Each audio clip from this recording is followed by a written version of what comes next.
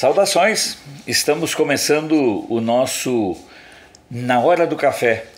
Tem surgido várias sugestões no sentido de mudarmos, ajustarmos, tudo isso é muito importante para nós. A ideia é irmos formatando uma proposta diferente de uma conversa. Então surgem alternativas muito mais no sentido de ficarmos trocando informações sobre notícias do que praticamente lendo apenas as manchetes. Enquanto você prepara o seu cafezinho, eu vou tomar o meu e já vou começar a conversar sobre aquilo que é destaque hoje na imprensa nacional e mundial. Cafezinho feito há pouco, então vamos começar destacando que começa hoje a operação de resgate dos brasileiros que estão em Wuhan, que é o epicentro do coronavírus. É interessante que o governo brasileiro deslocou 2 aeronaves presidenciais, as aeronaves reservas da presidência da República. Elas partem hoje, irão para a China, devem retornar no sábado, devem chegar no Brasil no sábado e os brasileiros ficarão na base militar em Anápolis.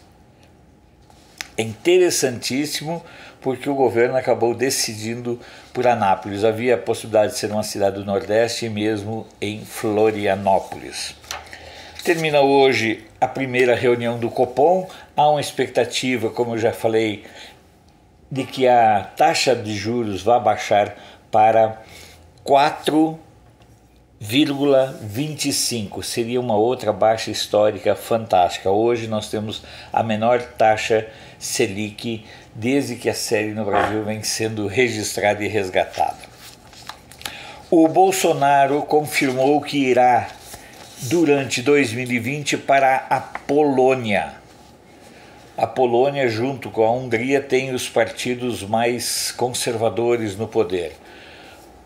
A ida do Bolsonaro para a Polônia ela é importante porque trata-se de um país com o qual nós brasileiros temos profunda ligação, temos colônias de poloneses imensas pelo Brasil afora, e para quem acredita no noticiário, nas informações sistemáticas da mídia, cabe ressaltar que o governo da Polônia, que é o Partido da Lei e da Justiça, que desenvolve uma agenda conservadora, ou seja, uma agenda muito próxima dessa que o Bolsonaro defende aqui no Brasil e implementa, ele foi reeleito no ano passado. Isso deve ser razão de desespero, raiva, rancor, ódio, e o povo deve arrancar os cabelos. O INCA, o INCA, Instituto Nacional do Câncer, ele divulgou a expectativa de que há uma previsão que entre 2020 e 2022 surjam 625 mil novos casos de câncer no Brasil. Olha o que é isso, o que é de impactante isso. Entre os cânceres mais comuns, entre aspas, no Brasil, está o melanoma, que é o câncer de pele, mostra que o câncer de pele não melanoma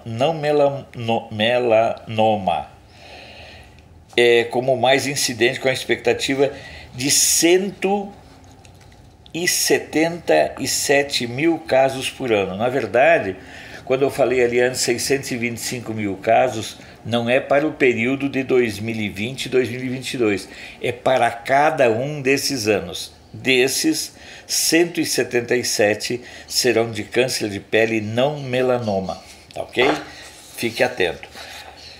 Sobre a questão de repassar as manchetes dos jornais pelo Brasil, algumas ponderações dizem que, olha, isso é cansativo, outras pessoas gostam, outras pessoas sugerem, inclusive a inclusão de jornais que ainda não estão sendo contemplados. Então é muito interessante a gente continuar com essa interação, conversando, discutindo, avaliando as alternativas. porque aqui ninguém quer ser dono da verdade. A ideia é que tenhamos uma conversa, trocando notícias, trazendo informações, fazendo aquilo que eu gosto de fazer, que é tratar de jornalismo. Dentro dessa estratégia, inclusive por uma questão tecnológica, nós vamos fazer uma abordagem hoje mais agrupada. Quando as pessoas me perguntam as razões pelas quais eu estou mostrando as manchetes de várias partes do país, a tentativa é mostrar que o Brasil real, o Brasil verdadeiro, o Brasil que vive fora desse eixo doentio, da necessidade de ser negativo da mídia do Rio e São Paulo, a um Brasil que aborda a comunicação de uma forma muito mais dinâmica, de uma forma muito mais nacional, certo? Eles não têm vergonha de publicarem notícias positivas. Me parece que dentro dessa visão da comunicação como algo muito politizado, extremamente manipulado, ficou um quadro no qual as pessoas não se permitem reconhecer nada de positivo no Brasil atual e no governo atual. É uma situação que, quando você olha para os outros lugares, você observa que existem partes do Brasil que vivem sem se preocupar, sem se interessar tanto com o mimimi da imprensa do eixo Rio e São Paulo. Por exemplo, os jornais lá do Sul, do Rio Grande do Sul especificamente, eu peguei 4 jornais, Correio do Povo e o Jornal do Comércio de Porto Alegre, a Gazeta do Sul, que é de Santa Cruz do Sul, que fica quase no centro do Rio Grande, e o NH, que é do lado, certo? Do ladinho de Porto Alegre. Então, se você olhar, o Correio do Povo mostra que o Estado reduz déficit em 2 bi no exercício de 2019. O Estado do Rio Grande do Sul, que é um dos estados mais quebrados da União. O que os governos ao longo dos últimos anos fizeram com a economia do Rio Grande do Sul é uma coisa assustadora. Mas o Correio do Povo traz essa boa notícia de que o Estado reduziu o déficit. O Jornal do Comércio, que é um jornal de negócios de Porto Alegre, mostra que Piratini prepara a concessão de 5 parques estaduais. Cá entre nós, né? O Estado não tem que ficar gerindo parque. Não tem que ficar se preocupando se o porteiro foi trabalhar ou não.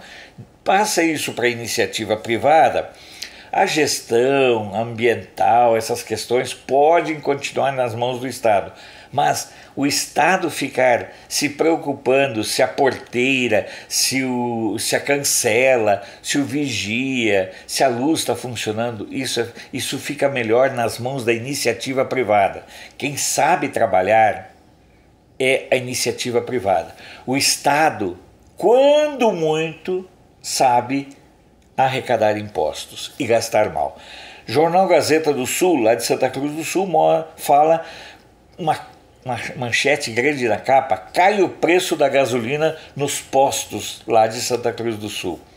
Enquanto que o jornal NH, como eu já disse, fica ali do ladinho de Porto Alegre, dá para quase ir a pé, menos afogamento e diminuição da violência no litoral gaúcho nesse começo de verão. Vocês observam como eles tratam muito mais da realidade local, ou seja, mostram que o Brasil claramente sobrevive sem essa verdadeira necessidade de ser pessimista.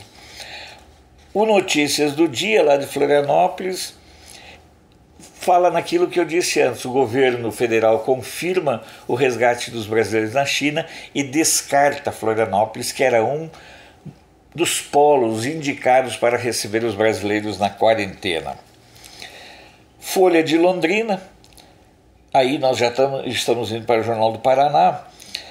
A Folha de Londrina fala: Folha de Londrina, Câmara aprova extensão no horário do comércio.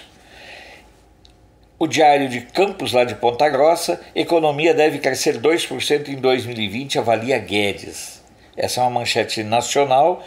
E o Agora Paraná fala: Paraná já emite registro de licenciamento de veículos eletronicamente, ou seja, a pessoa pode pegar o seu registro pela internet.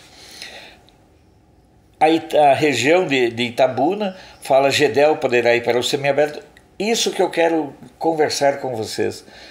O quanto é bom, você pode não concordar que o GEDEL vá para o semiaberto, mas como é bom ver que na realidade dos jornais dos estados, das cidades, fica muito positiva essa noção de que o Brasil sobrevive sem Brasília. O Brasil sobrevive sem o mau humor da mídia do Rio e do São Paulo. A Tarde de Salvador fala que operação desarticula grupo ligado a fraudes previdenciárias na Bahia, também uma notícia muito local, e a Tribuna da Bahia fala que 70% dos imóveis de Salvador foram construídos de forma irregular. O estado de Minas abordou uma questão que eu considero muito vital, que enquanto todos os brasileiros estão se preocupando com o coronavírus, o nosso grande inimigo é a dengue. É uma situação, e lá coloca dengue, mais casos, mais mortes. Portanto, enquanto que a mídia muitas vezes manipula a informação para o lado do coronavírus, nós temos uma realidade muito centrada na questão da dengue, que é também em parte decorrente desses problemas de saneamento e tudo mais. Mais um cafezinho aí para você, enquanto que eu vou continuar aqui.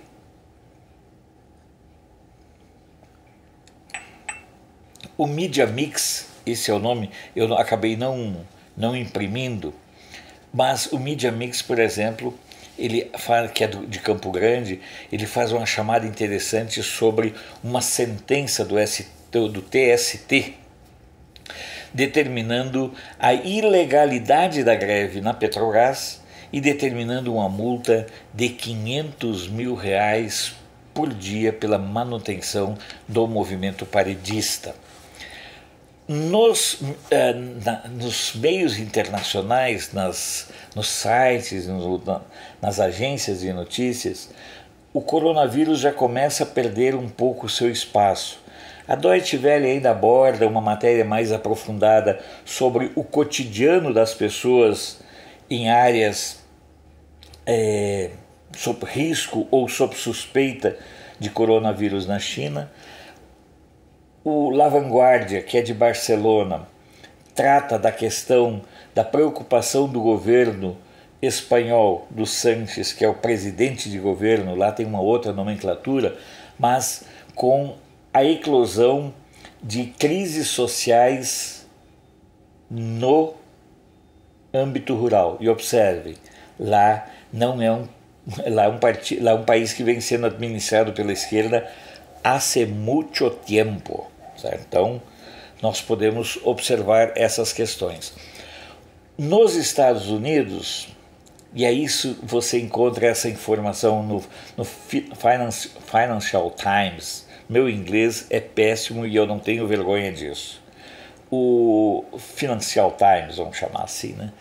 Ele trata da questão do caucus de Iowa e mostra que na verdade, não é um caucus, é um caos que aconteceu lá.